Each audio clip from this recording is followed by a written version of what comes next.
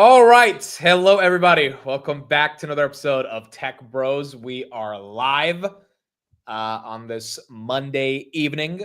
I'm here with Tanner and Roy. How are you guys doing? Great. How are you guys? I'm immediately being blamed in chat. I was perfectly on time.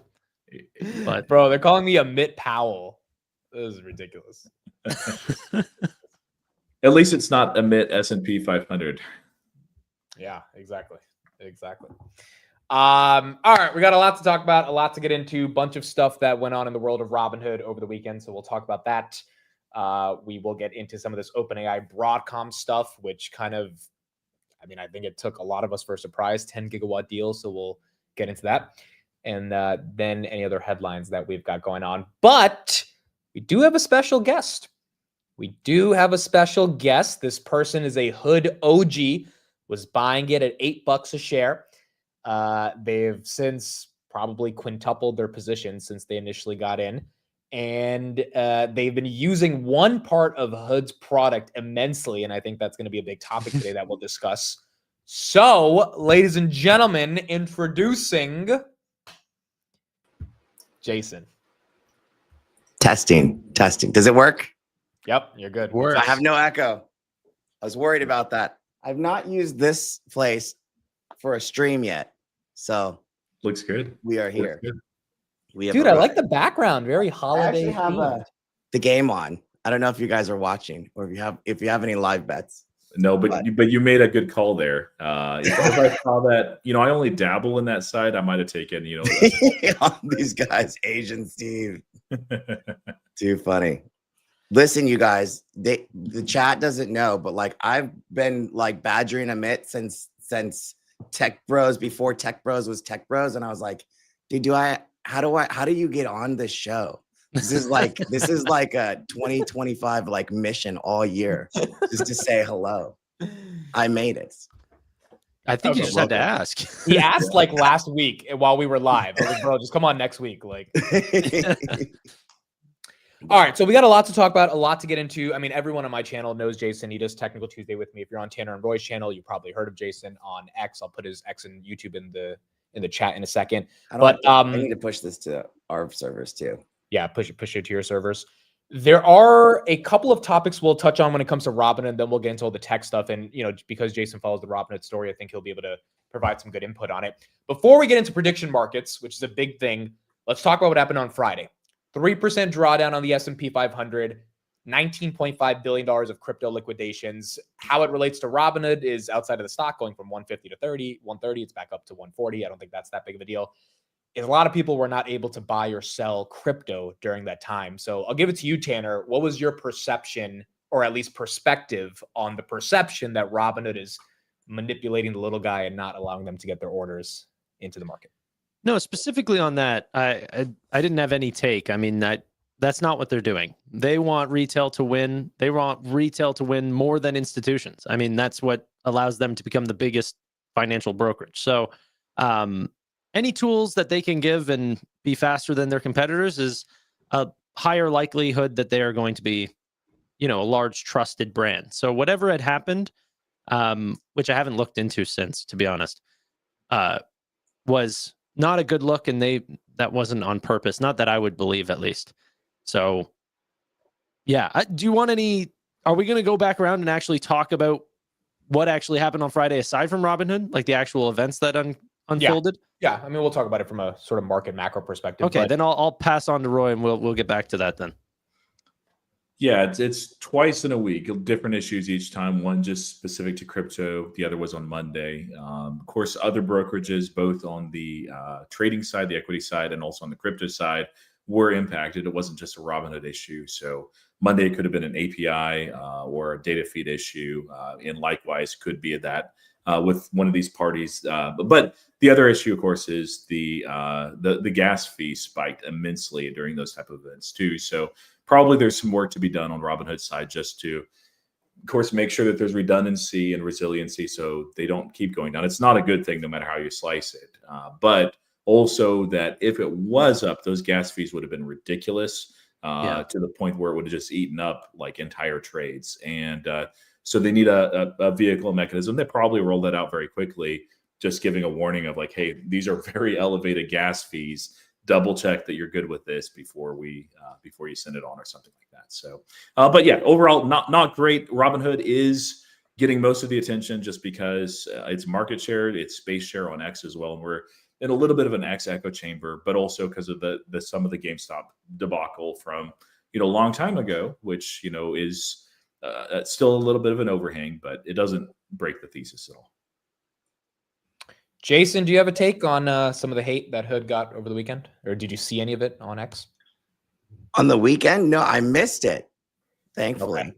So, I'll just give prediction markets were working fine. Yes, prediction markets were working fine. I'll give my take on this. I mean, look, I agree with Josh's argument here. I thought was really good. He said, look, for crypto, people may have somewhat of a gripe, but you must realize it's about liquidity. Hood and other platforms who offer crypto are having to deal with this in real time in crazy events like this, aka $20 billion of a liquidation event. There isn't just enough to fill orders. And he compared it to blaming Apple for your iPhone delivery being late because the UPS truck broke down. That is not to excuse Hood from obviously not being the most reliable exchange at that time. But I do agree it wasn't just Hood. I mean, there was a lot of other platforms that people said were having issues. And we have not had a $20 billion crypto liquidation event ever. I mean, COVID was about $3 billion. So this was much higher than COVID and FTX combined. And I think at that moment, and it was only about a 30-minute span. Yeah, Robinhood was having liquidity issues. Now, obviously, as Robinhood shareholders, we want them to never have those problems. But for the people saying short the stock, sell the stock, this is the worst thing ever, there's a conspiracy to screw the little guy. To Tanner's point, they don't get anything from screwing the little guy. Like, they make all their money from helping the little guy. So and there is no way in hell, just based on, I think, our analysis of Vlad as a founder, does he want to actively cause issues for people to fulfill their orders because he wants the stock to go up. What helps the stock go up? People trust your platform and they keep using it. So I think those conspiracies are just a sign of people that don't have a lot of intelligence, quite frankly. But is it a good look for Hood? No. Is that a reason to sell the stock? No. So at the end of the day, it's not the best look, but it's also not a reason why it's a thesis breaker by any sense of the imagination. Yeah. Cool. All right, so let's talk about the big topic here, prediction markets. Jason, I'm just going to give you the floor. Why do you love this product so much? Why are you obsessed with using this thing so much? I mean, well, when it first came out, it was like, okay, so I run a community, an active trading community with an active sports betting component inside the community, and we know, and I'm an active trader, but I know like how big just this NFL season, like seasonally, how big the NFL contracts can be in terms of a revenue driver. And when I was looking, I was texting you, Amit. I was like, wait a second. Has Vlad really not put out like a single penny of revenue yet? Like, do people at the time, I think Hood was like $100 or maybe like 115, something like that. Not even that long ago. Maybe around 120. Anyways, I was like, how is this not the biggest layup in the market at the moment? Because there was nothing really baked into the price. And when I ran the numbers, it was like, okay, first of all, being in a unique position as someone that does run the sports betting community, it's like where I can see, and I think Roy's seen this too, like even today, Robinhood is such a small fraction of what they could possibly get.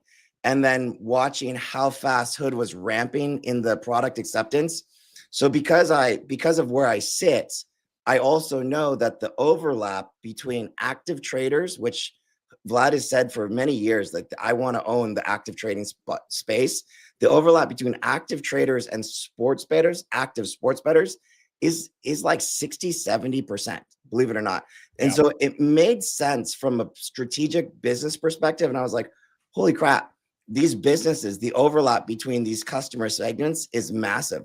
I'd say about, if you run the number, I think it's between 60 and 70% of active sports bettors are actually actively involved in trading markets and crypto. So just by bringing this one piece in, the overlap to all the other businesses, just on that alone was just, hello, it makes perfect sense. Not to mention, if they did happen to get just a little piece of that giant pie, which is giant, like that could actually become a really big business. And sure enough, you know, with the help of the community and Juan and whoever's who's tracking, right, he tags us all, and like we see these contracts going up. It's become a massive business that was, I think, just kind of discounted by major analysts at the time, like not really knowing how big the business can really be. And at the same time, I'm looking at it as like, this is not even, I don't look at it as Robinhood going out to try and disrupt a sports betting industry, quite frankly. I mean, we know that Robinhood's going out to disrupt the financial system as a whole, and they kind of just ran into a contract vehicle, a vehicle to possibly do this that has this massive overlap, an easy play from a business perspective to bring in net new consumers, a brand new line of business that is not in anybody's bingo card in terms of what's going to get them to, you know, $1 trillion or whatever. And it's just a bolt on, boom. Can this be a real annual revenue driver that is just, it's kind of like what's the opposite of a black swan? It's like White swan.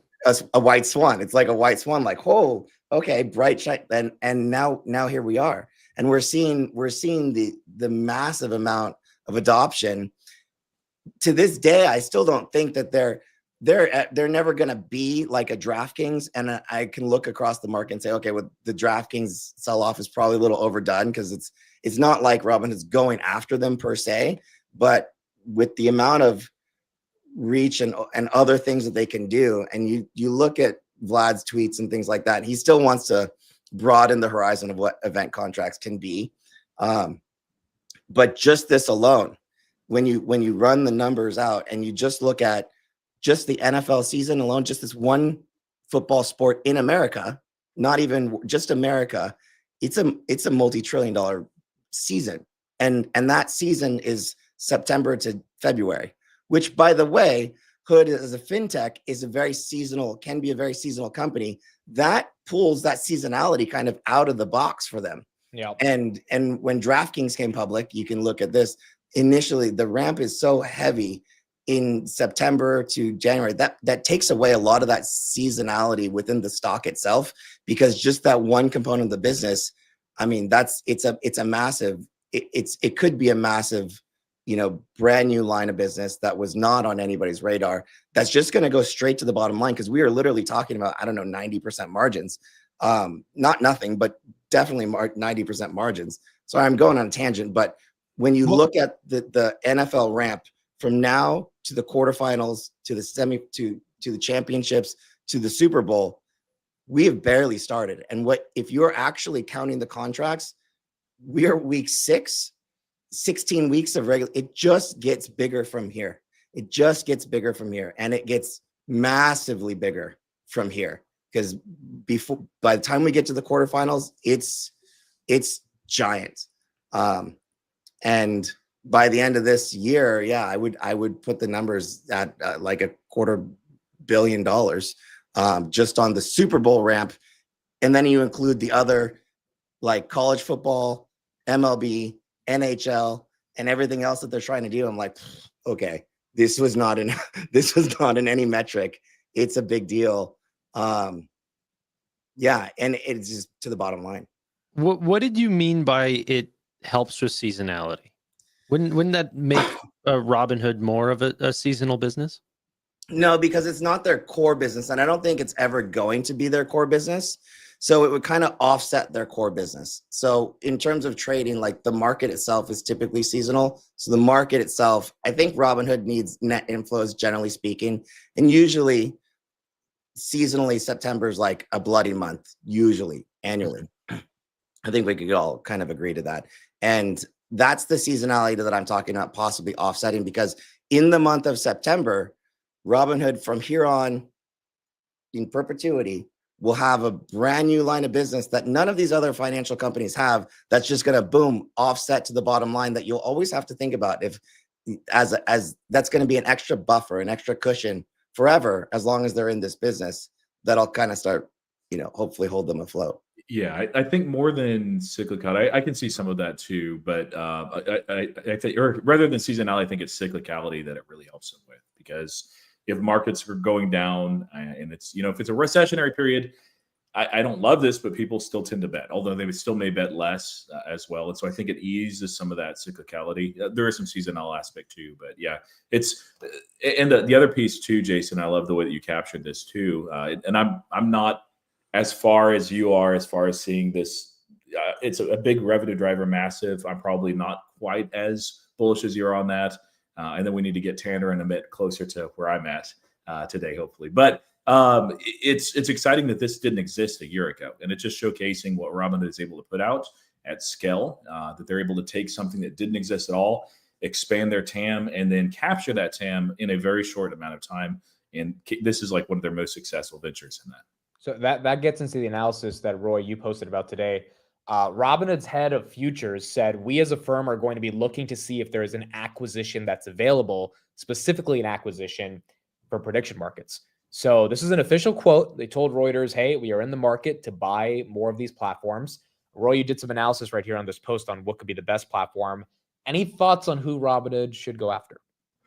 Yeah, I mean, like if price wasn't a factor at all, it'd be Kalshi, almost certainly, except for possibly regulation. Kalshi just launched internationally. Kalshi backends most of what they do on the predictions market side as well. And they seem like a good cultural fit. They're growing incredibly rapidly to the point where I kind of wish they flipped those two colors, because Kalshi's more like needs the Robinhood color there. But regardless, they've overtaken Polymarket in volume.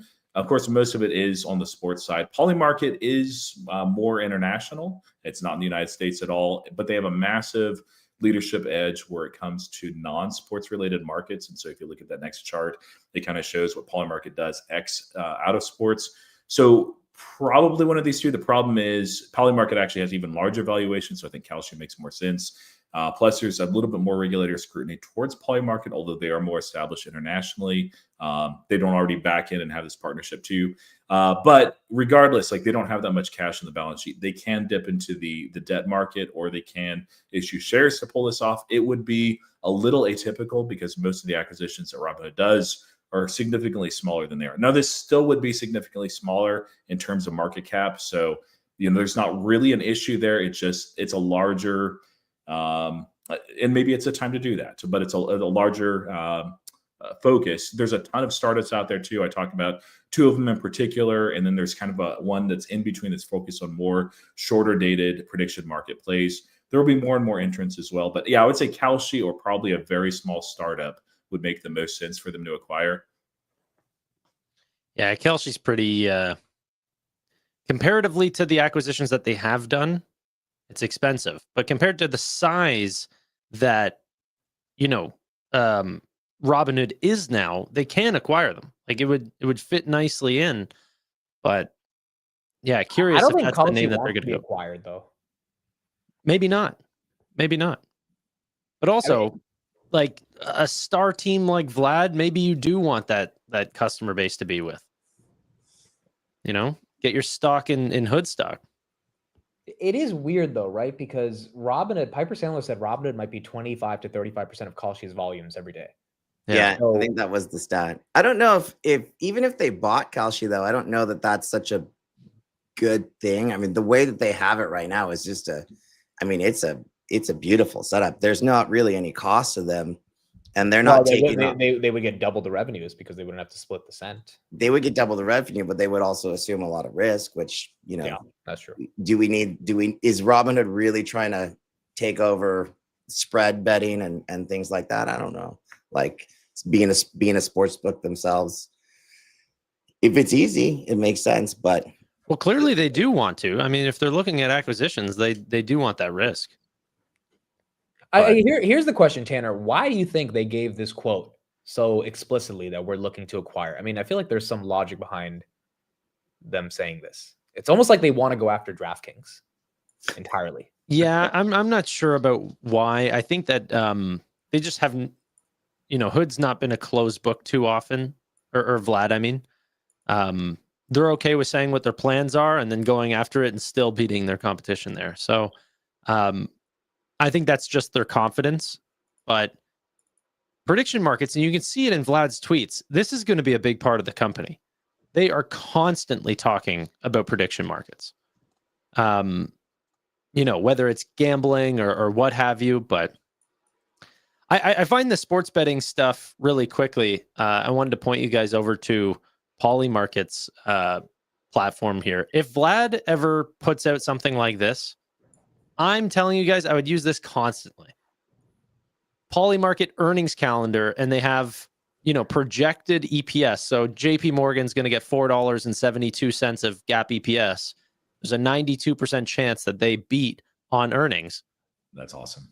The problem is, can Robinhood give people the ability to bet on companies given how regulated they are?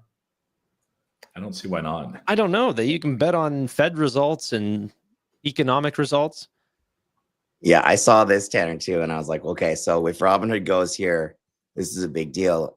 And maybe maybe they put that post out because that's not where Kalshi necessarily wants to go, or I would assume that that's not necessarily where Kalshi wants to go, but it probably is where Vlad would want to go longer term. I don't know what the odds would be to put what's the chances that Hood beats earnings or SoFi beats earnings, but I would love to bet on that because to me it's not a 50-50 roll of the dice. I feel like I would have an information advantage. Yeah, the hard thing right now is if you're going to predict that just using stocks or options, you have to be right twice. You have to be right on them actually beating and also on the stock going the direction or missing, and right on the stock direction as well. That's a harder setup than just, okay, EPS, I know this company well. Yeah, they're going to blow that out of the water, which happens a lot more than you guys think. Which is it's actually really interesting to look at that because the whole wisdom of the crowd phenomenon. Of course, when you have larger volume, it's a little bit different setup because other people can see what other people are predicting and see what the spread is there. But that can actually be very valuable as somebody that's looking into a stock. You're like, okay, I've got a lot of shares, and why is 92% prediction saying that they're going to miss on EPS? Okay, there's something I might be missing. I need to look into this. Right. Yeah, and the EPS seems to get locked in when whatever the average was whenever they created the prediction. So that can change a lot. For example, JP Morgan's, whenever they opened up the prediction, was $4.72. I think if you check now, Wall Street's at like $4.92. So even the prediction from Wall Street's like 20 cents higher than what the prediction market is at. So if you had conviction early, I'm sure the prediction has already increased a lot just going into earnings. But for a company like SoFi that's beaten earnings every single time, yeah, if you put a 90% chance and I can make 10% on that day, cash out, I mean, I'm probably not going to see that type of rate on SoFi stock in general. That was honestly the ticker that I was thinking of. I'm like, he's thinking SoFi right now. I can tell the wheels are spinning in your brain because they do always beat. So yeah, but there are some companies like that too that consistently do that are underappreciated by the market over long stretches of time. Which case in point, like even outside of this specific product in the predictions market, there are different markets out there than what I'm in. There where people can have like Jason. A real edge. Jason, you made a great call on one of the 2 Monday Night Football games. I don't know how that's played out since I looked there recently, but like it's playing right now. Yeah, we're winning. All right. Well, there's people that know that area like on the back of their hands, and they're like, oh yeah, historically they go into this and they don't play well in snow light conditions, all these different things, and they're like, hey, the market's got this wrong. Let me predict on that. And same as with stocks. So it's interesting. What was funny is imagine what happened whenever that Upstart report came out and all those lenders ended up falling. Like what happens during those times to the prediction market side? Massive crashes in people's expectations of beating earnings. And then it all turned out to be fake. Yeah. That's why I like the live prediction markets. It would be a lot of fun. So we all agree prediction markets is like a really big catalyst for growth. Biased panel. Yeah. Mm-hmm. Yeah, that was not that. And I think that's part of what made the stock go up recently too, right? Because how do you value this, and what kind of multiple does that add to the stock, and then where does that put them moving forward? And I think that's part of what maybe drove the market recently ahead of earnings. Is there a lot of people just kind of fumbling over the situation, trying to figure out, well, what does that mean for Robinhood, the equity, and where should that where should that land the stock price today? Okay. So I guess we're going to see how the prediction markets ultimately ramp up. By the way, we have earnings on November 5th, folks. So we'll be live on November 5th after hours. And I think Street's expecting now almost 1.2 billion. So it's going to be one of their best quarters ever. And if they can beat that, that would definitely help. We're winning. You're winning. We are winning. We're Go. winning on all the spreads.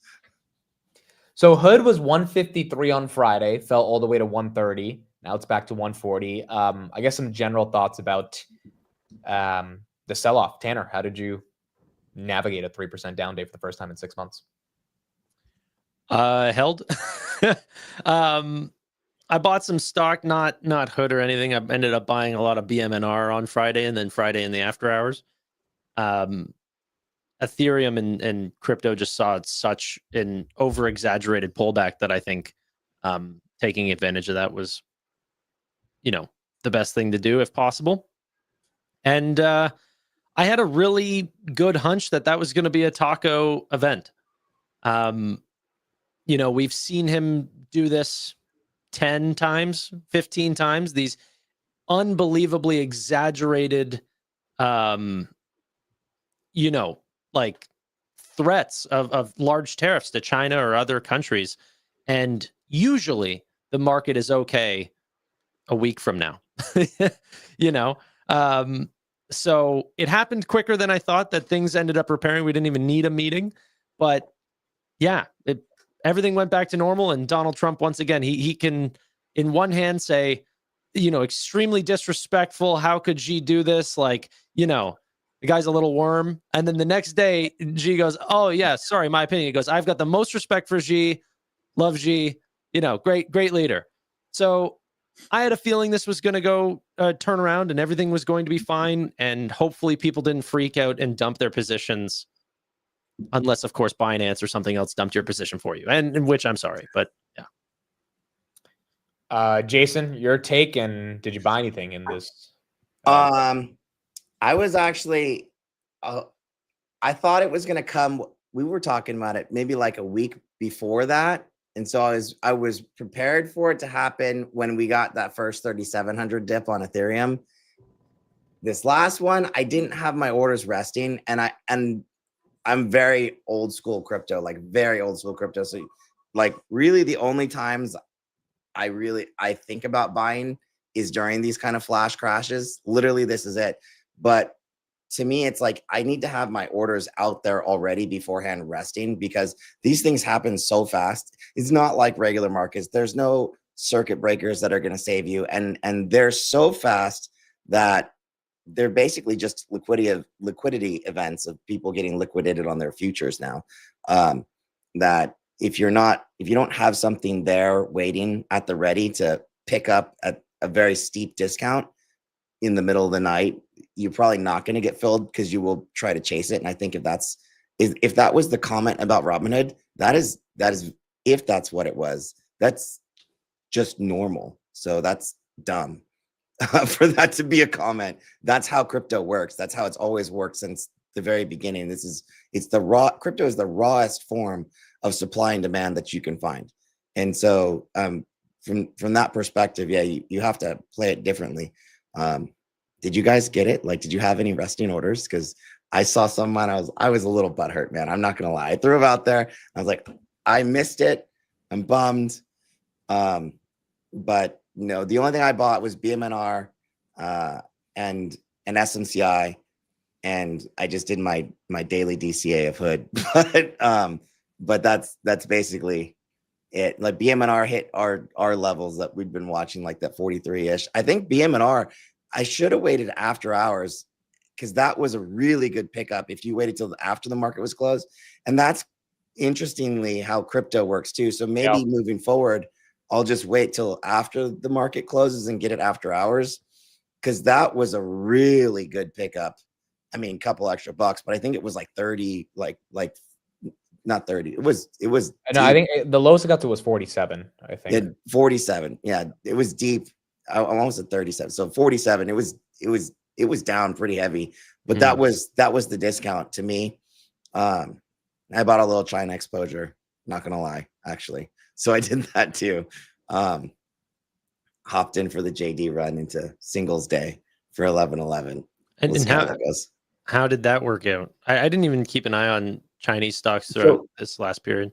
So for you, it sounds like it was a pretty easy dip buy. For active traders, it wasn't that easy. It was a very scary kind of dip buy. And if a lot of people intraday Friday, Freaky Friday, it like they might have tried to jump in early around the lunch hour or something, which is normally you would think that normally by the end of the day things start to turn around.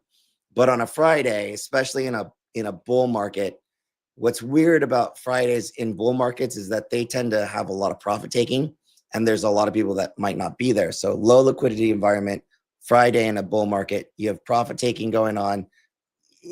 Things can get out of control. And we were so used to seeing that the dip buyers show up late day.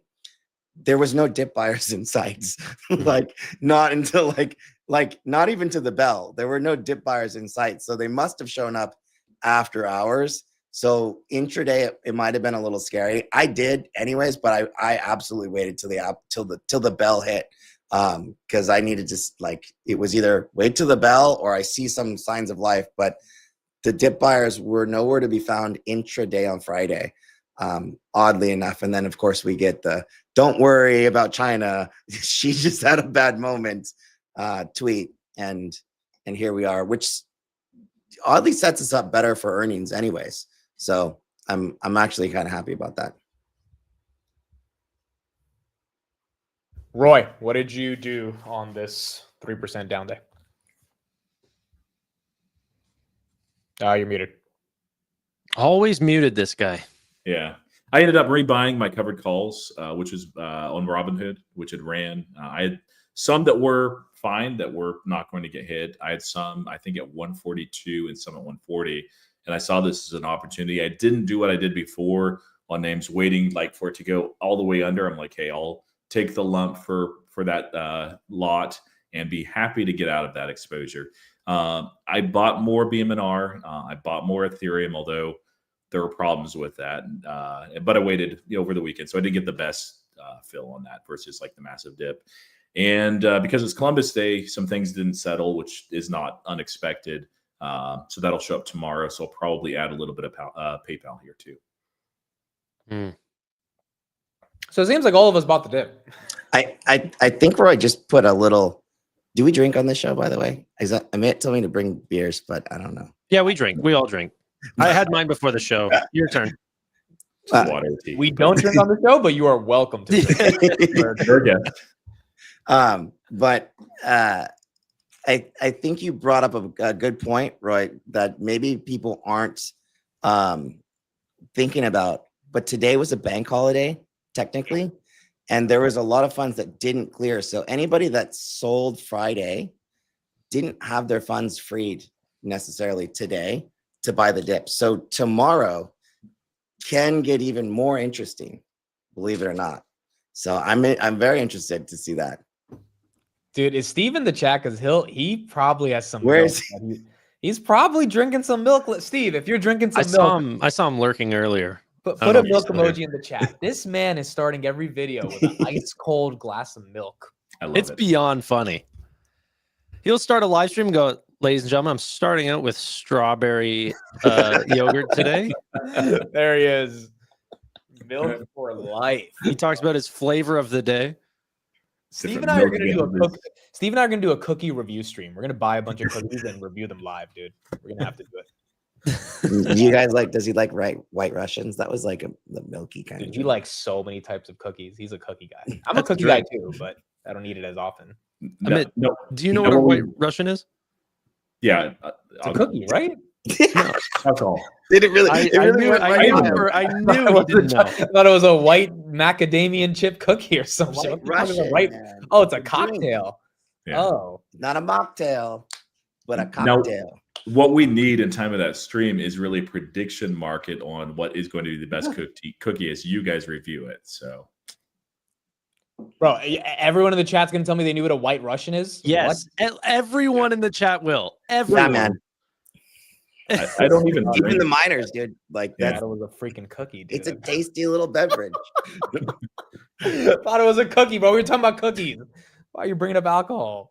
Oh man, that might be worse. He was than, bringing up a walnuts. milky alcohol If it drink. has milk. Whatever, dude. I thought it was a cookie. Everyone knew it was a freaking drink. Steve, you need to go over to Amit's place and bring some White Russians. And then if he doesn't know, he needs to experience. The only bro, I know Actually. I know what a Moscow mule is. That's good. That's like how I sound smart. I think he will like the White Russian. I'm pretty sure Atlanta's going to win this straight up. We got 2 minute warning coming up here. 21-14. Amit, while your hands are above and I can see them, keep your hands where I can see them. What's in a Moscow Mule? Bro. Hey, put your hands above. Show me your hands. Name one ingredient of a Moscow Mule. Alcohol. Yep. Okay. There you go. All right. No, you passed. You good. I think there's some lemon. It's like lemon juice, right? That's what they put in there? Dude, Right? It's like, what the fuck is in a Moscow Mule, bro? you Oh, have there to you know go. that there's ginger beer should've in it. been Or like else ginger you never Oh, even have I it. should have known that. All right. Anyway. I knew the second he started going like this, he was going to Gemini For the immediately. Yeah. Google AI overviews are like the best AI product that's out there right now. Like genuinely. We use it on the market open like 50 times a day. Okay, so OpenAI Broadcom. Jason, I'm gonna give you the first word on this 10 gigawatt deal. It looks like OpenAI is central to every single AI company, AMD, Nvidia, Oracle. What was your reaction when you saw that deal this morning? I actually thought the stock would be up a lot more. Believe it or not. I mean, I know it's up 10% and it's like 125 billion market cap increase, but you do the math. That is a lot of dollars. I know it's a long-term thing. Oh, did you put that? Did you post how many dollars if you do the math? It's about 300 billion. I had like 4 or 5. Yeah. But I mean, over many years, right? I think it was like 5 years or something. But just the same, I mean, the chart, technicals first for me. So the chart was setting up anyways. It was a tough day, but I sold my short because I didn't take it long term. I just took it short term and I got shaken out. So I was a little bummed, but happy to see the trade like working out. But this makes sense to me. I think that this is going to try to go for that 400 anyways. If you get a little bit of pullback, I think it bases out. I think this carries on. We'll see once it gets up to that more recent high that it just hit on earnings, but I think that it makes sense out of the gate. And I think that it makes sense that it held through the whole day. It kind of gapped up and just went sideways. So maybe it breathes a little bit, but I don't expect to see a giant pullback. I think it's a bigger deal than the market initially understood. Actually, I still think it might be a bigger deal than the market really thinks it is. So we'll hear what they have to say on earnings, but yeah, that deal was massive. When you really look under the covers of what it could potentially be, there's a lot of theoretical, like, oh, well, that's so massive that do we even have power? All those kind of conversations probably can get brought into the mix, but just on the surface, I would just look at it and say, I think it could move the stock higher still, to be fair. Tanner, we'll go to you next. I mean, I think the real interesting about this thing is Oracle's entire stock price has been lifted because of OpenAI. AMD, obviously, that 35% move was because of OpenAI. Nvidia didn't need OpenAI, but they were stuck at 170, and then they got up to 195 because of OpenAI, or at least in part of OpenAI. And now Broadcom, it wasn't a massive move, but 10% is nothing to scoff at. A, what's your thoughts on the deal? And then B, is OpenAI even allowed to fail anymore? It'll be bad if they do, but I think they'll do well. I've been pretty adamant and consistent that I think OpenAI will be one of the biggest names, like just in all, U.S. stock history, whenever they go public, at least. They'll be $1 trillion name, and they need a lot of service from many different businesses. So for years now, we've been listening to Jensen say, you know, the demand for compute is just going to be absolutely exponential, explosive. And now you're watching a customer unveil a plan that is not happening. Like, these deals are not even, most of them don't even have time limits on them. We don't know how long they're actually going to be for, but they're setting up a very long-term plan because they know that they're going to need that compute. I think it's legitimate. I think it's real. Do I buy more NVIDIA? I don't know. Honestly, I've been looking at TSM a lot right now, just as like a general winning play. And if something happens to Taiwan, it's not like my NVIDIA gets out unscathed. I mean, we're all doomed. So, yeah, TSM looks really cheap and going to be a general winner across the board. I don't even remember your question. Is OpenAI allowed to fail? Is sort of yeah, I mean, of course they're allowed to fail. I don't think that they will, though. I'm a big believer, obviously, I have to be, that AI is legit and that they'll create tools that will, you know, multiply GDP.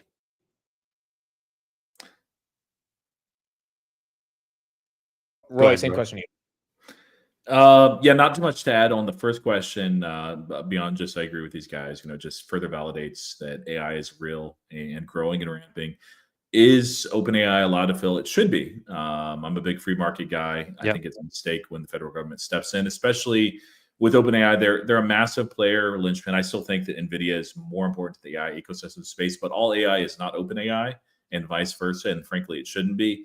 I agree with Tanner. I don't think that they will fail. I think they'll continue to grow. Now, there's going to be ebbs and flow moments, and their valuation may not, you know, it may be expensive here. Who knows? But if they do fail, it's going to be a bad day for everybody. Even if you're not in, private equity, OpenAI, if you're not in NVIDIA or anything in AI, it's going to hit the markets in a massive, significant way. So even if you're in like investing in Coca-Cola and dividend planes, it will still be a bad day for you. So we better hope that doesn't happen.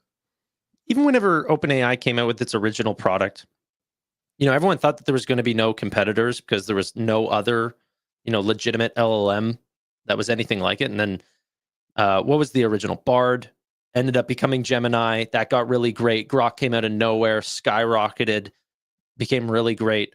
So even in these next phases of artificial intelligence, there's going to be lots of competitors. And I think that the amount of focus that a company like OpenAI is getting is so interesting because I feel like you can make similar bets on names like Google or names like Amazon that are going to significantly benefit from this AI craze. And yet there's a very minimal premium being given to these names. So honestly, those are the names that I'm acquiring right now. That benefit, by the way, as cloud providers as well, as essentially custodians to OpenAI as well.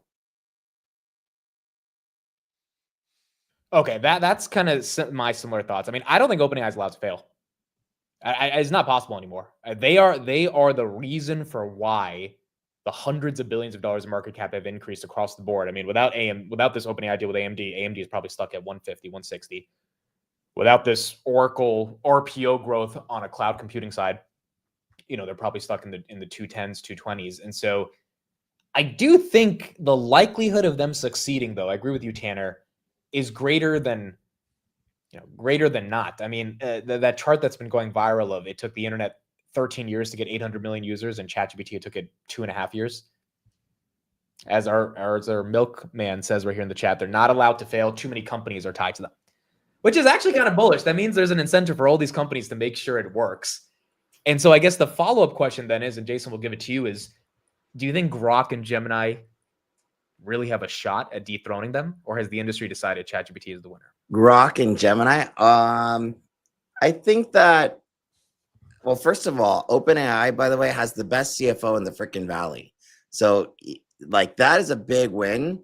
Having Sarah Fryer on the team is like, she's an unsung hero, but if you don't know who she is, she's like the genius behind Square, like initial Square team, but probably so from the valley, being from the valley, best CFO in the valley. But so she can make magic happen. And she is doing exactly what she does best right now. And that's what we're seeing. Like the financial, like magician, like this is all Sarah. This is all her magic making ability. I just putting that out there. This is Sarah's magic sauce right now. But in terms of Grok and Gemini, I feel like it's going to, each one will probably end up having like their own niche, if you will. Even today, as things are progressing, like, you know, I don't know how many LLMs you guys have, but I have a couple. I know that there are certain things I need to go to Grok for, and there are certain things that I need to go to ChatGPT for. Grok is not good at creating images, things like that. But if I have a financial question or I need to get social sentiment, I need to go to Grok. And there's not like, that's the place. Stock stuff, it's all Grok. It's not even comparable trying to do something like that on ChatGPT. So those are just some unique pieces that, as things move on, it'll become more glaringly obvious, maybe which use case, which LLM has a better piece, and depending on what you do and what your use case is, you might have a different tailored approach, or one might be better suited for you. So I don't know that it's a zero-sum game per se, but there definitely will be a handful that don't survive. I'm not sure. I don't use Anthropic at all, personally. So like there might be some that don't actually make it, or what, I don't even know what Microsoft's is right now. But I think, I think that there's, I wouldn't say a chance to your question, but I don't know that I don't think it's a winner take all scenario either. Yeah, I think it's a commodity. Now, it's one that has a long way to scale, but we've seen how this plays out across other commodities. Like one of those, which payment service providers illustrate. There's three massive ones: Braintree, Adyen, and Stripe, and then there's a bunch of smaller, very specialized ones. And usually, the commodities will consolidate into like two or three big, massive plays, and then also a degree of specialization as well. So, Jason, you mentioned you don't use Claude. I don't either, but that's because I'm not a programmer. If you're a programmer, you're using Claude. Like the Robinhood product is very well integrated. The model context protocol, it's great and everything. And there's a bunch of models like that are like either specialized in a broad category, or they're very much focused like on a niche, like Harmonic, the Vlad Tenev's Robinhood startup. Well, not Robinhood, but Vlad Tenev's startup, CEO of Robinhood. So I think that's the way that this direction goes. That OpenAI clearly is a leader and a winner there. Gemini, I actually think is better, which it's gotten demonstrably better for me anyway since mid-September. And I also use Grok, but I think probably a triopoly between those three, and then the specialized ones below that. I think Gemini is going to be one of, like, maybe not as big as OpenAI, but I think honestly, we'll see. I think that's the real competition. Gemini has everything. I agree. And what do you use Gemini for? Sorry, just anything. I think it's more the components that is going to make Gemini more useful. For example, OpenAI doesn't have hardware. Gemini does. They have the phones, the computers, Chrome, all these things. Then if you look to how do they lower their cost to serve and actually create the tokens that, generate those responses, they have Google Cloud. Grok is requiring other services, OpenAI is requiring other services, and maybe OpenAI is trying to strike a deal with Broadcom to get them to create a new chip. What generation is the TPU on now? I mean, they are way ahead with Ironwood. So they have a very competitive chip. In fact, I think it's one of the only custom silicon products that Jensen has actually given any credit to. Like he said, TPU is going to continue to do well. Right. So they have such an unbelievable cost to serve. They have an enterprise moat amongst, the absolute greats. Like who has more enterprise customers than Google? Microsoft? Like that's it. And And so their distribution, their cost to serve, their data across like Google has more data than any other company in the world. So even Elon Musk has said, you know, flat out in a flat arms race, like Google takes this every day. So I not personally do I use it that often. I dabble, but you know, there's a lot of people that use Google. Let me say one more piece there. Danielle Dallas at 1021 said, Gemini will be the one your grandpa accidentally uses. Distribution. Like it's such an advantage. You can't overstate that. But there are some that will not download OpenAI to go into that, but they'll just happen to accidentally use Gemini. It's an easy layup there. And they're then doing more work than OpenAI is. Oh, yes. And then it's kind of like with payment service providers. When your business becomes a massive scale, you don't want just one primary service payment service provider. You want multiple for redundancy and an orchestration model. And so most large enterprises use 2, sometimes more of these. And it's the same way with KLM solution that Palantir has and what they're doing with what Perplexity is. It depends on what the model is good at. That's what it actually uses when it pulls those up. And we're going to see that across, you know, at least 2 or 3 big ones and a bunch of specialized ones. Folks, we have a guest. We have a guest Steven. for the first time ever in history. The 2 Steves are live together. First time ever. First time ever. I need to change I can't change my name live. Dang. Asian We'll Steve, of course. And with the milk, I don't have a milk.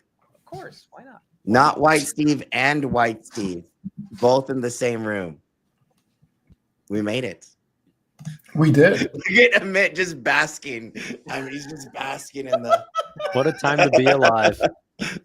Steve, have you ever seen like technical? No, you've seen Technical Tuesday. Yes, I have. Yeah, so you know Jason. He's a do. He's a TA expert, and it's really cool to have both of you on together. We got like 15 minutes left, but Steve, your response to this argument about OpenAI: are they allowed to fail? Well, I just put probably a 800-word post out about it. No, they're not. I mean, they just did 3 major deals. Think about what they just did in 3 weeks. Well, 2 weeks at this point. 10 gigawatt deal with NVIDIA, 6 gigawatt deal with AMD, and 10 gigawatt deal with Broadcom. I mean, this deal created a trifecta, and it basically allows them, or OpenAI, when I say them, to design the chips and systems and allow Broadcom to develop and deploy them. And everything that OpenAI is learning from developing the models, they can embed directly into the hardware. It's exactly what Apple did with the A-series chips for the iPhones. And they just did a strategic move because not only did they take a ton of chips off the market with NVIDIA, which is the biggest player in the game. They diversified the stream with AMD and took those chips off the market. And now they are creating and designing their own and having Broadcom create their own chips. So, no, at this point, it doesn't look like they're going to fail. What do you mean by taking them off the market exactly? Well, previously, OpenAI was going third party for their compute. Now they're going to be building and operating their own data centers. So all those chips that would have went to other players are going to OpenAI. You don't think that the cloud names are going to continue to accelerate even if they're not servicing OpenAI? And by the way, I think they'll do both. But I think that, they are going to do both. They're going to keep contract. They already said they're going to contract to third parties. And they're now going, the big difference is now it's the first time they'll be buying directly from NVIDIA and operating their own data centers. This is going to cause Q3 earnings calls to potentially be the most important earnings calls we've heard in years. Agreed. Because Jassy, Sundar, Nadella, and Zuckerberg have to come over the top. They don't have a choice. If they don't, what happens? I mean, if they don't come over the top, you will see the bears have a field day about OpenAI is spending like a drunken sailor and everybody else caught religion and realized they don't need this much compute. That's why this is the most important series of earnings calls. which I think it's going to go the opposite direction because Zuck already said he's okay losing several $100 billion instead of not spending enough. And we already heard Nadella from Microsoft say that they're going to spend over $100 billion this year. And if my memory serves me correctly, I think they spent $68 billion on CapEx in their fiscal year 25. So they're going to increase that roughly, I don't know, 45%, 42%. So this is going to be really interesting. And I think that sky is the limit at the moment. I'm not even concerned about 2026. I'm interested in 2027 earnings at this point because I think 2026 is now a full-scale build-out. Yeah. Long NVIDIA, baby. Long NVIDIA. Yes. I'm thinking about diversifying a little bit. Well, not selling NVIDIA, but just going heavier and buying TSM. What do you think, Steve? Love it. Absolutely love it. I'm planning to do a deep dive on TSM. I've been looking at them a lot more as well. I don't have a position, but dude, it's hard to imagine they don't win. It's hard to imagine Broadcom doesn't win. Hard to imagine Micron doesn't play. Like, it's like one of the reasons I got into SMCI as well is because Jason was just making a simple argument, which is like, there's going to need to be more liquid cooling technologies. Yeah, more rack systems, more liquid cooling, more RAM. I just look at, but Steve, you gotta get me with me on this one. If we look at the charts, we look at where all these stocks are today, help me understand why SMCI is not the stupidest value here now today at near Liberation Day levels. How is that not the easiest AI layup in the market, or is it? No, it's a huge layup. It's barely done anything over the past. Barely moved. And I mean, just I'm looking at it right now. 15% over the past year. Look at it. There's some of my crews here for sure, but there's no way the SMCI does not report their absolute best earnings report this next month. There's zero chance. Like, sorry. So on record, no freaking possibility that it's not their absolute best earnings report. Period. End of story. Well, how about this? I like that you put that on record.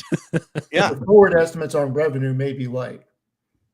No, for sure. And the stock is held back by its own doing. Yeah. Given, right? Granted, there's a lot of scar tissue, but the second either they pre-announce because they can't keep their mouths shut for too long because they're going to be in trouble again. Look at Dell just doubled their forecast. Sorry, I'm a little hyped up on the top and bottom line. Yeah, this is egregious. This price of I'm sorry, it's just dumb. Like it's not. It doesn't make sense when I look at it, and I get that. Okay, I get why it's down there because it's burnt a lot of people. It's done a lot of damage to a lot of like psyches out there. But that is also where the opportunity is, right? That's exactly right. But I'm not saying that you have to go back on the whole SMCI gravy train or drink the Kool-Aid, but sure, I'm serving the Kool-Aid today. But I think that it makes sense. Like the numbers are going to come out, and there's, even if you don't believe their numbers, and the margins are going to be crap because the margins are crap. And no, there's no moat for the company because it's a commodity. But so is Micron. Look at Micron. It's a straight up commodity. But commodity isn't a bad word either. So but if we look across the board, okay, Dell, SMCI has just as much to gain as Dell. And I'm looking at the stock price and I'm like, what is wrong right now? Like I know what's wrong, but like this is. Anyways, sorry. Let me get off my soapbox. For me, I think TSM. Like if you're going to bet between the two, TSM makes more sense. I'm not an either, but I've been thinking of TSM ever since we did our paper stock draft because I'm like, hey, this is. I know it's international. There is some China risk. I think there's a lot less as long as things get worked out between the U.S. and China. If they get cut off for whatever reason and it starts impacting them both on the processor side and also energy side, then we might have. The potential for a Pearl Harbor situation as it relates to Taiwan, which is bad for everybody, including TSM, especially TSM. But P is basically the same between SMCI and TSM, and you don't have the leadership questions. You don't have the accounting issues. There's a risk on either, and I would much rather do TSM. It's hard to see them not do well. Same with FCY. It should be, but the weird accounting stuff, not for the first time.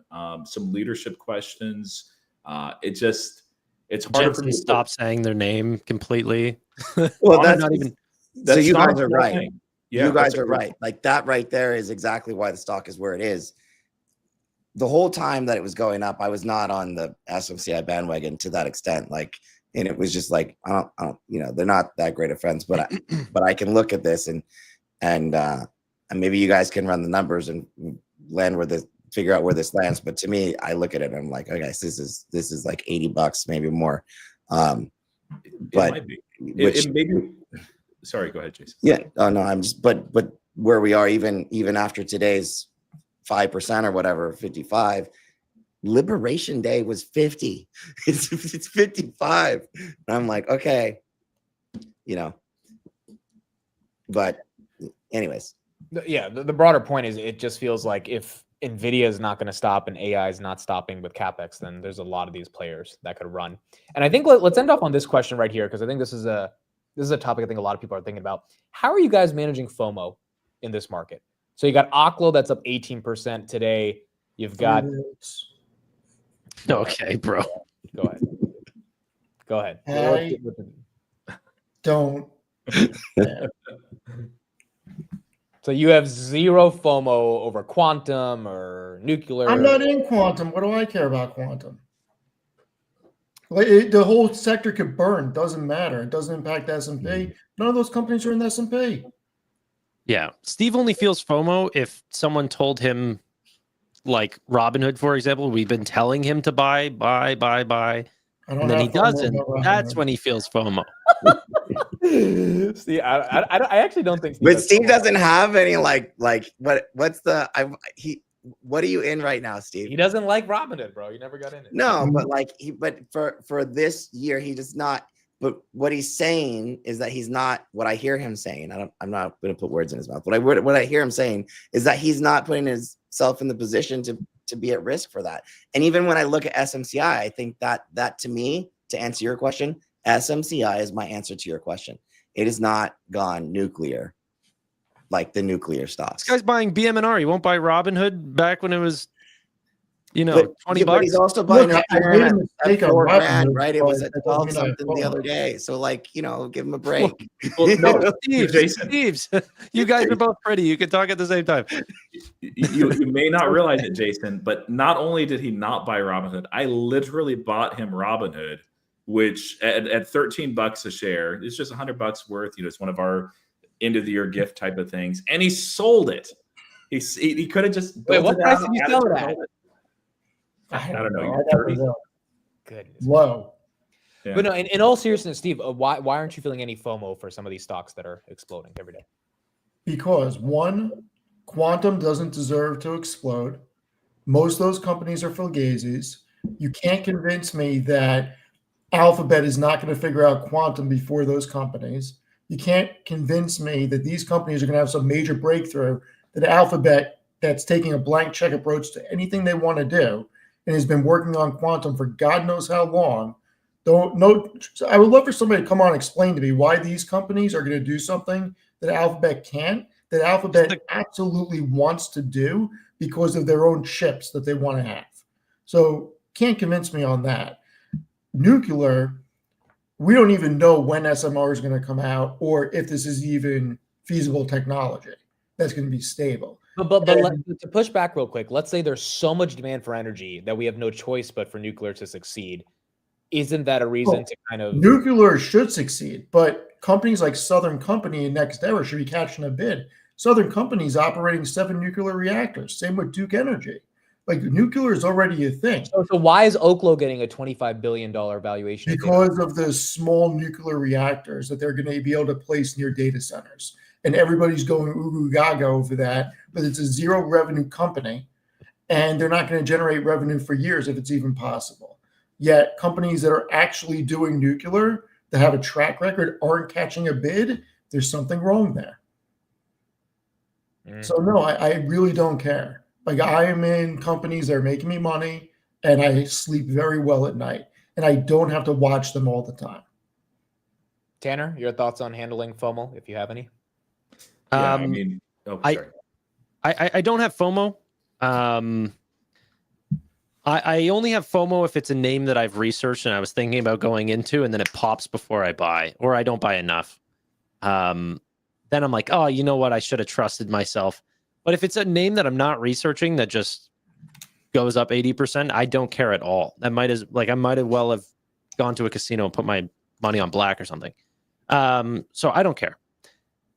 That being said, in this, people are talking about bubbles and everything. I do think that there's a lot of companies that are more ideas than actual businesses. And people are so excited about the future that they're pulling so much forward, and they're ignoring the companies like Nvidia. And I'm saying that with it being a $4.7 trillion business, they're ignoring it. But those are the companies literally making money today off of still in a very excitable future. And if there is any cracks in the market, there is any doubts or worries, the companies that are ideas are going to go to nothing. And the companies that are making real money will have small corrections. Okay. So I think the risk reward is still heavily favored for me playing the real companies. But the reward is there, but my risk is so heavily compressed. And I, just feel very safe in these massive names that are still the largest beneficiaries of artificial intelligence, robotics, cloud computing. They've just dominated. What about the data center names? You're into the entire AI ecosystem. Iran, Cypher, Wolf, all of those exploding every day. Do you feel FOMO around those, or you'd rather feel fine in Nvidia instead? Yeah, I feel fine in Nvidia, Amazon, Google, all massive cloud names that have, lots of compute and the need for the compute themselves, right? So, yeah, I don't care. I benefit from Nvidia.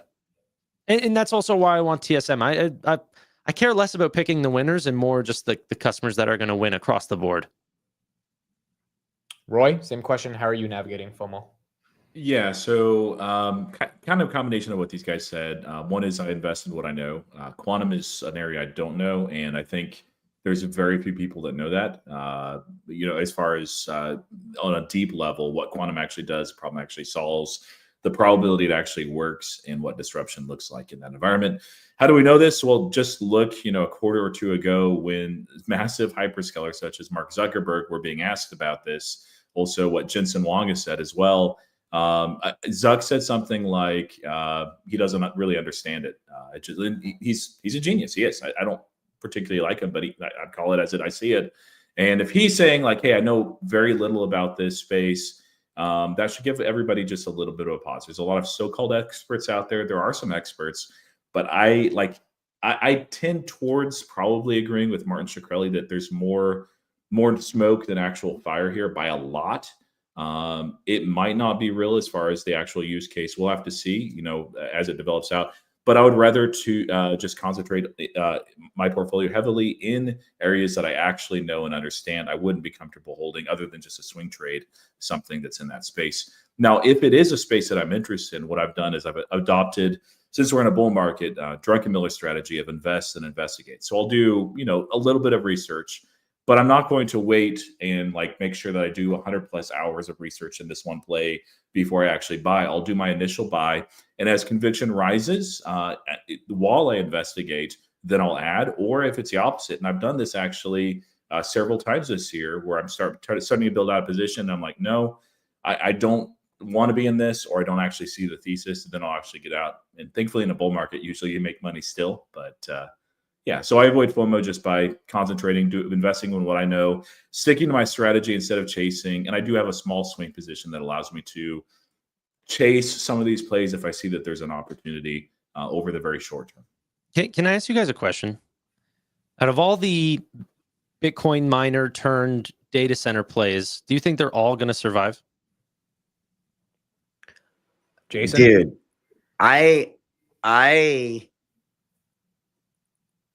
I don't know how real that is. To be fair, I know that there's a lot of demand in the data center stuff, but I mean, if it really, really is just literally leasing out the power infrastructure, and we're talking about all these companies depreciating the ASICs, because those are not useful here. Those are going into the garbage. Like, and they're not, I mean, so that's depreciating that off the books. And then they're gonna maybe lease this space to somebody who wants it. I think it's very dependent on, one, if someone likes them enough to trust them, to sign a contract with them, to basically like, what do you call that? When you rent out some place that you're already renting, like a sublet their data center. Like, okay, just because you have power and because you have the power infrastructure that's there. I don't know enough on that piece to say that they do. IREN, I think, was the first, and I totally missed the boat on this because I didn't really understand it. Because when I thought about it, my initial thought was like, how does that make sense? It doesn't make sense, because my initial thought was like, this is an ASIC. An ASIC is not useful for AI. Like, any way that I slice this does not compute. So I thought it was just like, I don't know. It didn't make sense to me. But what if there is so much demand that all these players are going to win because there's literally just not enough compute facilities, and like whatever they have is going to be useful? I mean, I guess that's the question, is like, is that really that in itself is the question. Is it really the fact that the physical real estate footprint for the power and the power footprint, like, is just such a scarce commodity? That's how their stocks are trading. That's how their stocks are trading. But I guess that's the question. I don't know enough to give a straight answer on that. Like, but it's a lifeline. That's for sure. It's definitely a lifeline, because they weren't doing whatever it was that they were doing. So that was not working out. So it's at least a lifeline. Bitcoin mining was not working. No. So. And then they're still gonna dilute. They're still the same people at the end of the day. So I don't know. Private jets. That's just my 2 cents. I don't know. I don't know. I'm not really looking at the chat. Maybe I should, because I don't know where you guys are on this. But that's my.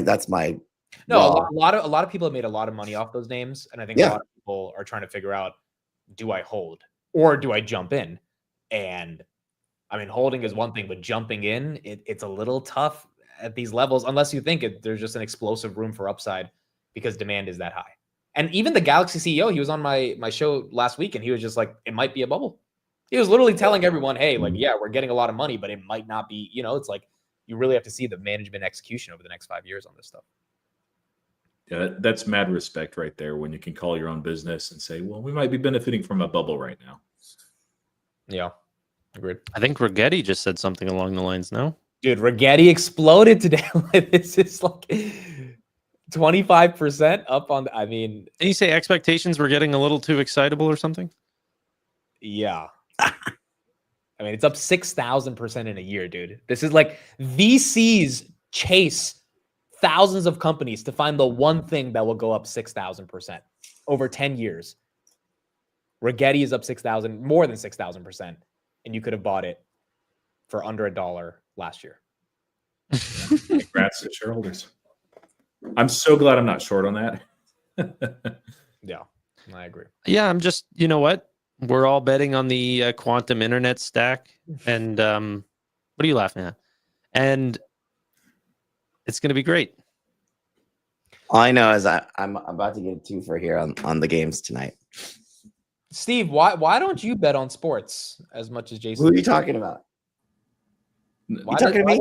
No, why doesn't White Not Steve bet as much as Asian Steve? I don't get it. Like, I thought White Steve was in the sports arena. No, he bets on like the Yankees or something, but he doesn't bet on. Baseball is the hardest sport to bet on. I might as well. I do better on tennis, dude. I might do better with table tennis. Dude, run lines are freaking awesome. All right, so I Someone think said, which one's Asian Steve? Well, it's not the White Steve. So there's the White Steve and the not White Steve, which is the Asian Steve. So I'll claim it right here. The one that's called Jason. Yeah. Oh, last thing, we always got to talk about this thing. All of us are buying. Oh, more. Evans. All of Yeah. us. Yep. Yeah. Buying a lot. A little too heavy in this name, but I'm a believer in Ethereum. Yeah. I mean, like if you're bullish on Ethereum, you're bullish on Bitcoin, with one quote exception. So I saw you post Who that. just, who just did that? that was me. Roy did it. Yeah, it was sloppy, quick, but I was like, it had to be done. It's a good one. This is a good one. It's a good show. It's a classic show. It's a great show. So. All right. I just BM&R. I have enough crypto, but it was one for me that I looked at and I'm like, if I was gonna put, I think BM&R has a plus, like an extra check, because for someone who might have owned even a lot of extra crypto coming into this already from maybe the ultra lows around 100, it has never made sense for me to even think about adding until an X factor like a Tom Lee. Literally never even thought about thinking about really adding, to be completely honest. But that's the only that was the only reason like I even considered it, and because of that I'm like, you know what, it's an extra leverage, so it'll possibly make sense. All right. Think that is it for us. Steve, both of you, Steves, thank you for joining. Thank We you, appreciate Steve. it. Hasta mañana, maybe. Yes, we'll do Technical Tuesday tomorrow with Jason. We do have bank earnings tomorrow, so I think all of us will be watching out for what we've got with the banks to start off. Who is tomorrow? Is it ASML's Wednesday morning? This is the first semi to go. ASML, who's actually not done good lately. The last couple of quarters has not been. They had a huge rebound. What do you guys think about ASML? I mean, I think the stock is telling us that it's ready to do well, but I guess we're gonna have to see what numbers they put up. Yeah. But we have JP Morgan and BlackRock tomorrow. Those are the big ones. Yeah. So that's what we're gonna see. Steve's Twitter, I put that in the chat. Jason's Twitter, I put that in the chat as well. We'll be live tomorrow. We'll get through Technical Tuesday. We'll be back next week. Cheers. And yeah. I mean, in the next week, we'll have a lot of earnings. And so that'll help us kind of figure out what we have for tech earnings. Steve just put out this big post on the AI bubble not existing. So you guys can read that on his Twitter as well. And we'll keep covering it over the next week. This was fun. Appreciate the invite. I love it. Thank you, everybody. Appreciate it. We will see you guys next Monday. Thanks, guys. Good night. Milk and cookies. Adios. Milk and cookies. Bye, everybody. Like a white Russian.